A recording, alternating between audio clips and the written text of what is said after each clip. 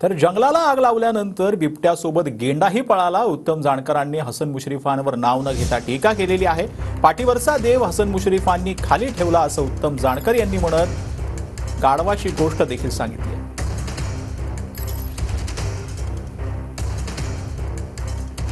मित्रांनो, जंगलालाच आग लावलेली होती।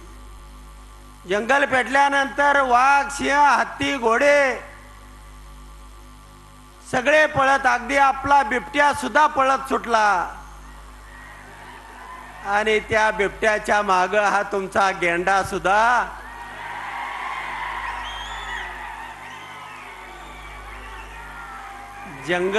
जंगल सोडून पळायला लागला। एक मूर्तिकार होता आणि गावाच्या एका कोपऱ्यामध्ये तो मूर्ती काढायचा आणि गाढवावरती लादून दुसऱ्या टोकाला नेऊन त्या ठिकाणी ठेवायचा। ज्या ज्या वेळेला मूर्तिकार गाढवाच्या पाठीवरती मूर्ती लादायचा, सगळं गाव, सगळे पेटकरी त्याचं दर्शन करायचे। आणि असं सातत्यानं घडत गेलं आणि त्यानं मूर्ती टाकून दिली। आणि मग गावाच्या त्या टोकापासून या टोकापर्यंत गाढव हेरजऱ्या घालायला लागलं। कुणी पाया पडत,